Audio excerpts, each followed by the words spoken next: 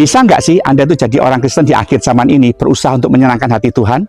Ya seperti Anda senang kalau ada orang lain yang nyenangin hati Anda kan? Nah jadi orang Kristen itu tidak boleh egois, tapi jadi pribadi yang harus seimbang. Kita nyenangin Tuhan sama seperti kita juga pengen disenangin orang. Ya shalom kekasih Tuhan, dimanapun Anda berada. Bahagia sekali kita di akhir bulan Mei ini kita dibawa ke dalam sebuah berkat kelimpahan buat Anda merasakan janji-janji Tuhan. Dan saya percaya itu bagian yang kita senangi, saudara kasih ya. Haleluya. Ya, ya dari kota Surabaya saat ini saya hadir untuk menemani Anda dalam Mana Sorga. Menjadi satu adalah satu kerinduan Allah yang terbesar dalam kehidupan Yesus Kristus, supaya kita menjadi satu dengan kehendak Allah. Dan itu yang Tuhan kehendaki, supaya kita menjadi anak-anak Tuhan yang hidup dalam penurutan, yang hidup dalam yang namanya kehendak Tuhan, supaya Anda menjadi pribadi yang serupa dengan Tuhan dalam mencapai tujuan Allah dalam hidup ini. Kekasih Tuhan, hari-hari ini Anda bisa merenungkan, kalau minggu lalu kita belajar bagaimana kita menjadi satu dengan kualitas penundukan diri. Karena tidak ada orang besar dipakai Tuhan tanpa penundukan diri di dalamnya. Dan untuk penundukan diri itu nggak gampang Bapak Ibu kasih. Ternyata saya temukan di Alkitab, ada satu bagian yang menarik bahwa kita itu hanya bisa menundukkan diri kalau kita mampu mengosongkan diri. Mengosongkan diri dari apa? Dari ego, Bapak Ibu. Lawan terbesar kita sebagai orang percaya itu bukan setan. Setan itu sudah dikalahkan oleh Yesus di kayu salib 2000 tahun yang lalu. Ya. Dan luar biasa, setan udah nggak punya kuasa. Yang ada adalah bagaimana dia berusaha untuk memperdaya saudara, menipu saudara, membujuk saudara. Kitanya sendiri mau dibujuk atau tidak, mau ditipu atau tidak, mau digoda atau tidak.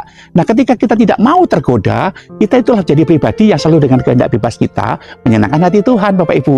Dan itulah bagian yang kita cari saat ini, bagaimana kita berupaya menjadi anak Tuhan dalam kasih karunia Tuhan, hidup yang berkenan di hadapan Tuhan. Sama seperti Daud di generasinya, Bapak Ibu ya.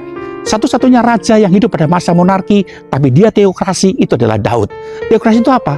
Dia itu pribadi yang mengosongkan dirinya dari segala apa yang dia punya, martabat, harga diri, kekuasaan, otoritas, kewenangan. Itu dia kosongkan hanya untuk melakukan kehendak Tuhan. Itulah orang yang seperti Daud yang hidup pada masa teokrasi. Dan saat ini Tuhan tahu kita dikaruniakan kehendak bebas. Ego kita bisa bertahta, Bapak Ibu. Tapi kalau Anda jadi pribadi yang mau mengosongkan diri dari nggak merasa diri punya duit, nggak merasa diri punya jabatan, nggak merasa diri ganteng atau cantik, nggak merasa diri punya power, tapi merendahkan hati, mengosongkan diri, itu adalah kunci buat kita bisa menjadi satu dengan kehendaknya. Karena kalau kita mengosongkan diri dari ego kita, kehendak atasan kita, kehendak pemimpin rohani kita, kehendak Tuhan kita yang turun atas mereka, itu bisa kita kerjakan. Percayalah Bapak Ibu, seorang pemimpin rohani yang hidupnya dekat dengan Tuhan tidak akan menjerumuskan Anda masuk dalam sumur, tapi akan membawa Anda menjadi pribadi yang merasakan bagaimana hidup yang diberkati Tuhan, hidup yang mengalami terobosan dari jalur mengosongkan diri. Dan mengosongkan diri itu adalah bahasa kerennya itu mengalah, ya. Anda bisa menjadi pribadi yang meredam yang namanya konflik dengan cara mengalah. Mari kekasih Tuhan, saya berdoa supaya hari ini Anda belajar meraih kerinduan Allah menjadi satu dengan Dia dengan jalur mengosongkan diri. Filipi 2 ayat yang ke-7 sampai ke-8 mengatakan demikian.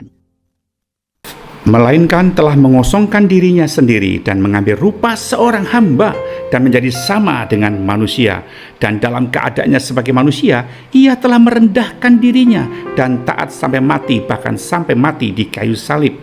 Itulah sebabnya Allah sangat meninggikan dia dan mengaruniakan kepadanya nama di atas segala nama.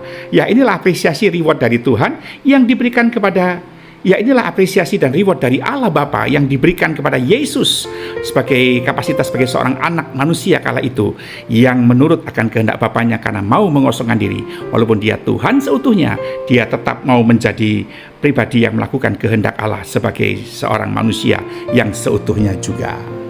Nah, itulah Bapak Ibu, kalau kita bisa mengosongkan diri, maka bagian yang menarik adalah Tuhan dipermuliakan dan Tuhan akan berikan pada kita apresiasi. Apresiasinya apa? Yaitu hidup yang sungguh-sungguh diangkat oleh Tuhan dengan jalur Tuhan.